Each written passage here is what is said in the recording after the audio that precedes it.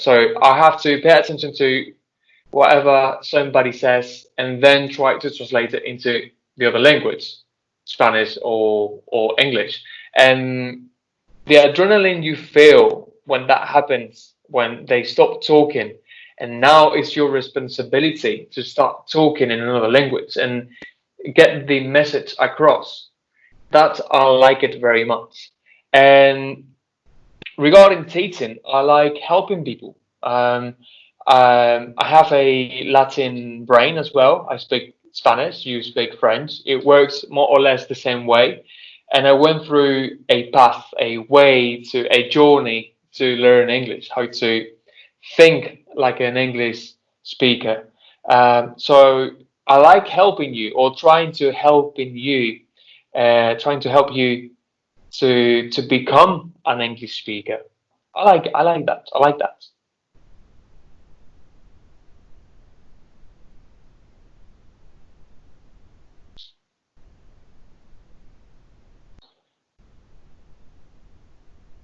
What else? Who's next? What was your motivation to do this job? What motivates you to know that you are passionate by the translation and you decide to start work on it? That's a really interesting question. When I was a kid, I loved talking. I loved talking to people in general. I loved when adults talked and good movies where the protagonist, the main character, talked really well or gave a really inspiring speech. And I remember when I was 11 or 12, I had this amazing English teacher, Eva. She was amazing, and she helped me a lot in general with life. So, and I wanted to be like her, to be honest. And because I liked languages in general, I liked.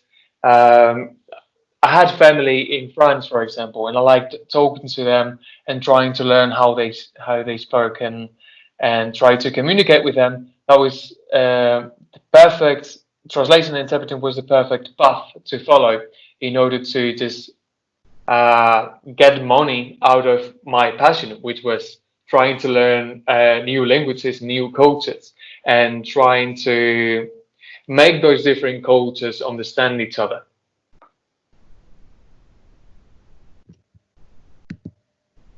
How did she help you with? Oh, sorry. Continue. Go. Did you have a freelancing experience before you currently job? Because this is an environment where you have to do independent and autonomous. Yes, it is very true that it's a very stressful atmosphere environment, as you said. I've been quite lucky. I had really good godfathers, as you could say. My conference interpreting teacher is now my boss, and he's one of the best interpreters in Spain, private interpreters here in Spain. And he had this incredible trust in me, I guess because I spoke good English, I don't know, and because I never get nervous. I don't know why, but I never get nervous. I talked about the adrenaline you feel when you have to face that situation where you have to speak in front of many people, or in front of somebody who is really important and is waiting for your message. But I never get nervous. I don't know why. So apparently he saw that and he liked that and he gave me plenty of of work to do. So I've been quite lucky. I've my first experience, the first big experience I've had was I would say 3 years ago at the Comic Con, at the comic kind of celebration here in Valencia, where I don't know if you've seen, ¿cómo se llama? Stranger Things, the TV series on Netflix. I'm sure they have. The main guy, the guy with the curly hair and no teeth, he came to Valencia to explain stuff about the TV series and etc. Of course, to take pictures and sign autographs and all that. And I had the opportunity to be his personal interpreter for that weekend. And from then on, the next year, like a year ago, I was the personal interpreter for Lena Headey, the queen who performs as Cersei in Game of Thrones. So I've been quite lucky. I can't say this path is the normal path that every single freelance interpreter follows, but me, I've been quite lucky. Exciting. Mm-hmm. And how do you adapt your job during the containment? Well, online, basically. Basically, I have accepted this one work, one offer, one gig, as we say, where I just do the interpreting through Zoom, basically. Like this interview, but online. I'm quite lucky that it's 2020, and we can do this thing online. Otherwise, I will lose a lot of money.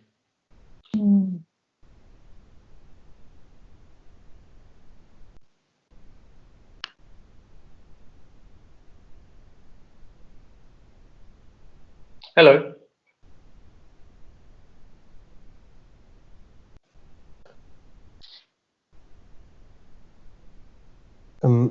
What did you interest the most in your work? I guess is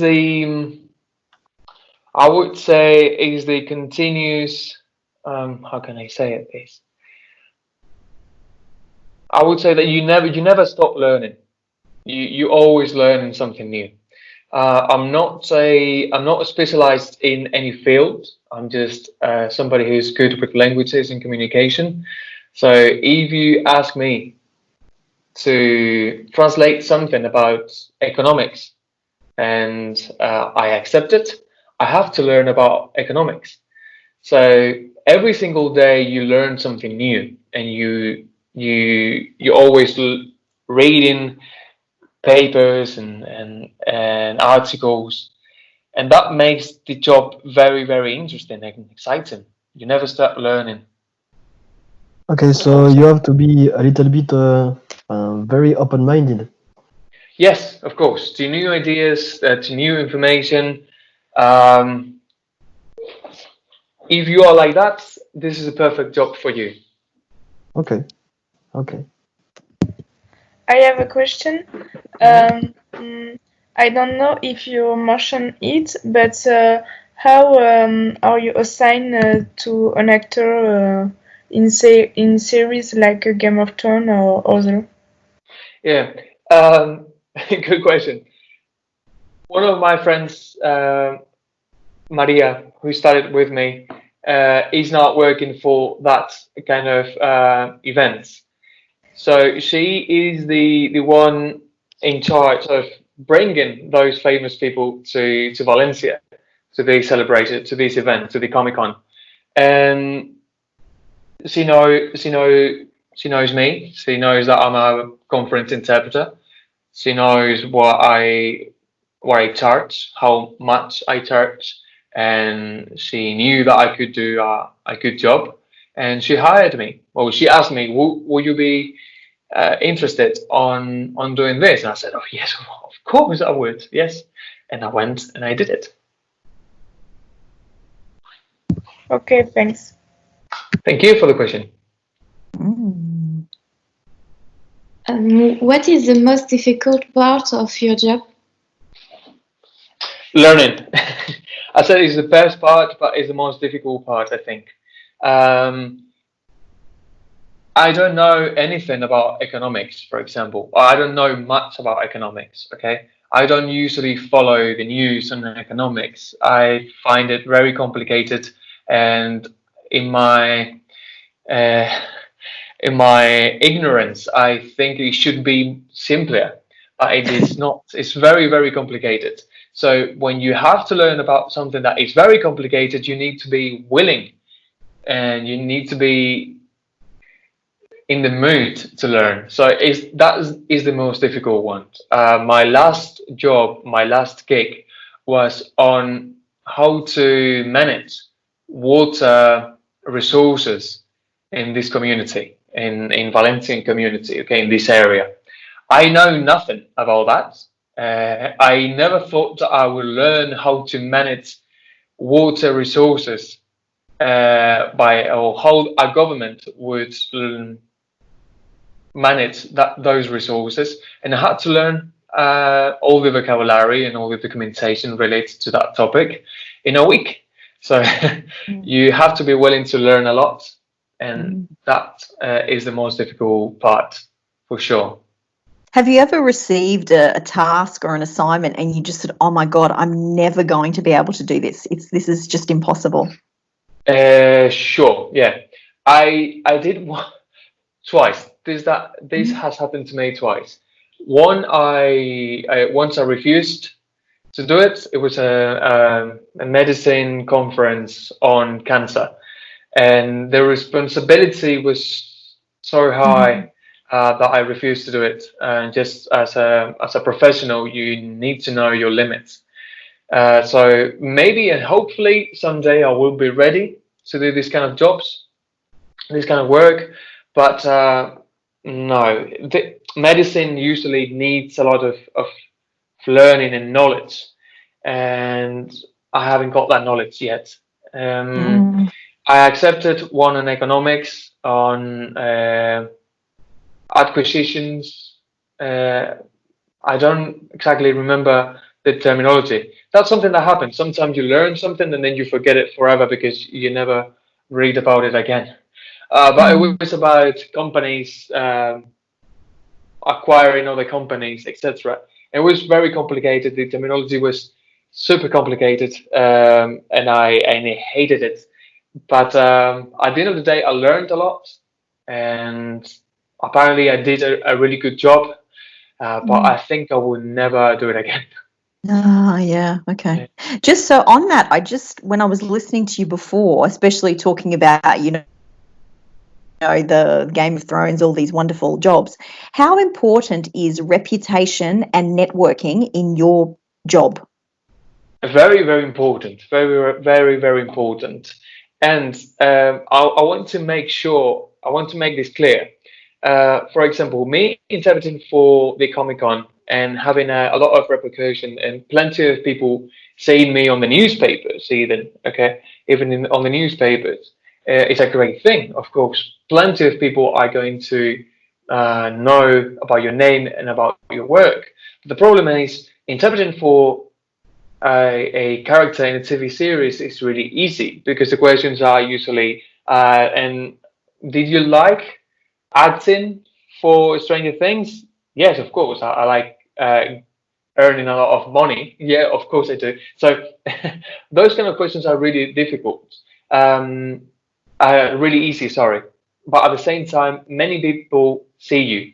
But those who are going to hire you, which are probably going to be other interpreters, care more about really difficult jobs that you've done. Okay, like me interpreting for La Caixa, which was a bank, the one I mentioned before, companies acquiring other companies, and for example, the University of West Australia hired me for this gig on water resources management, etc. That was really difficult, and other interpreters knowing my performance on those gigs is the actual important thing. Me interpreting for Gaten Matarazzo, the guy for Stranger Things, is a great thing, but only for Instagram and Twitter.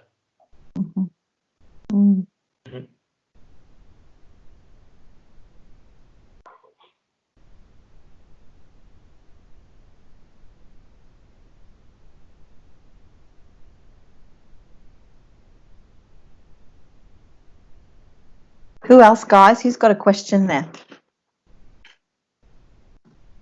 I have a question. Mm-hmm. So, what is your biggest achievement in your professional life?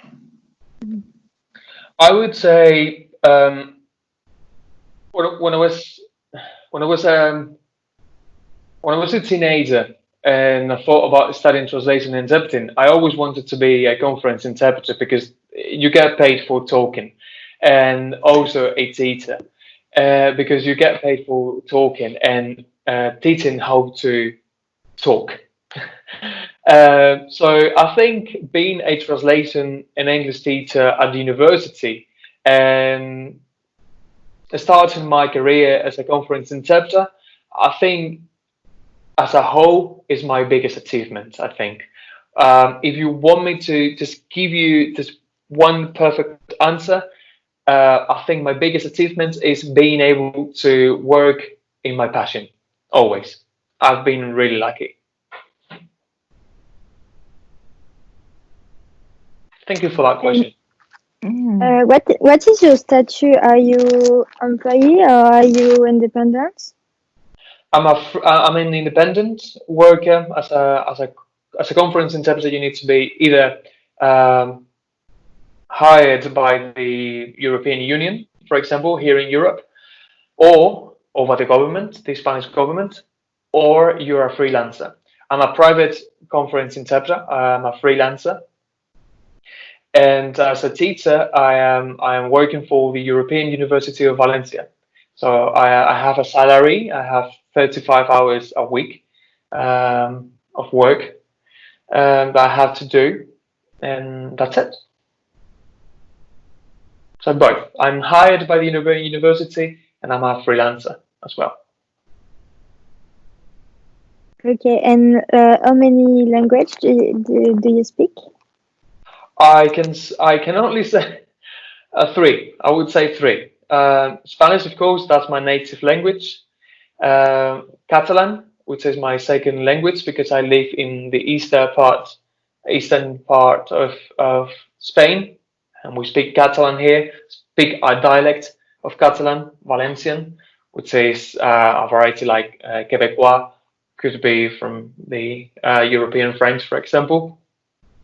I speak English as well, even though I struggle to practice my English here now that I live here in Valencia.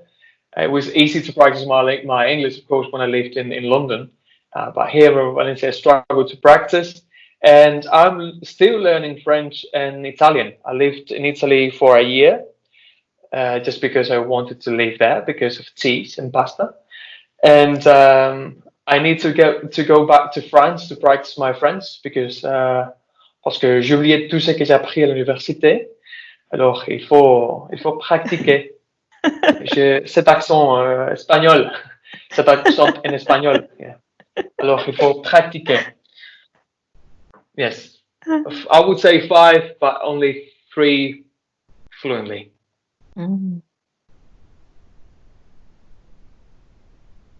Sorry, I want to make this clear. I want to make this clear because many people they think that translators speak like 6 languages.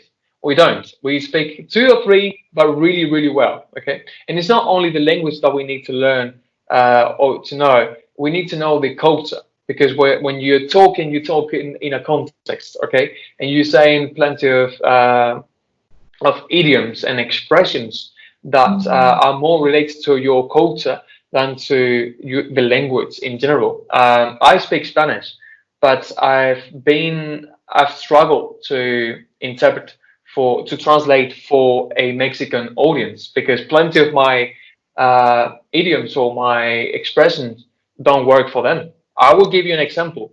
Coger, to pick up. Okay, I don't know if you speak much Spanish, but coger here in Spain is to pick up. Okay, coger in Mexico, for example, or Argentina means something completely different. And okay, maybe you can work out what it means. Okay, so I had to rethink the way I spoke in my native language. Okay, so you need to know the culture, really, really well. It's not only you need to learn your language as well. Okay. The Spanish that I spoke when I was 18, when I entered university, wasn't enough. I had to learn plenty of Spanish and different varieties of Spanish. So how do you stay up to date with all of the English, because obviously English is your other specialty language. How do you stay up to date with all of the idioms and because it's constantly evolving in English, huh? Yeah. Internet. The internet is your friend. I would say YouTube. YouTube is my best friend nowadays. Instagram, TikTok. You need to know how teenagers talk nowadays. Even in Spanish, they say expressions like I understand those expressions, but it's weird to me. Like, why would you say that? So the same happens in English. I watch the news in English. I try to read as much as possible in English. I try to translate all the time in my head. I try to a really good exercise that I would truly recommend to your students is shadowing. Okay, it's basically when you just play a video, for example, play the news, and try to repeat at the same time, more or less, okay, with just microseconds after whatever the person is saying, okay? If you listen to something, whatever, a sentence, you pause and then try to repeat that sentence, it's probably that your French accent is going to kick in, or my Spanish brain is going to kick in, and it's not going to be perfect. But if you repeat at the same time, you need to be focused on every single part of the sentence, every single word, the rhythm, everything. And that is the best exercise that I could recommend. And that's what I truly try to do. I try to do it, but you don't always find the time to do it. No, that's great. That's great advice. Okay. Well, look, unfortunately, I'm going to have to cut this off because I have to leave this building. But guys, if you have any extra questions for Ibrahim, don't hesitate by email, or if you want to send me the questions by email and then I can forward them on. Ibrahim, I'm sure is that okay with you?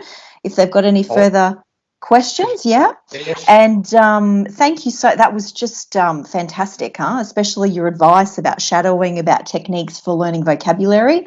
So everyone, take care, and thank you so much for Ibrahim for your time, and thank you guys for your participation and all of the work that you did on your projects. And I look forward to seeing you all in September in very good health. Ibrahim, stay safe. Keep You washing too. those hands. We'll do our best, huh? We'll do our best. All right. Okay. Take care. Okay. Take care. Thank you. Thanks, guys. Bye. Bye. Thank you. Thank you. Thanks, guys. Bye. Bye, Lana. Thank you for inviting me.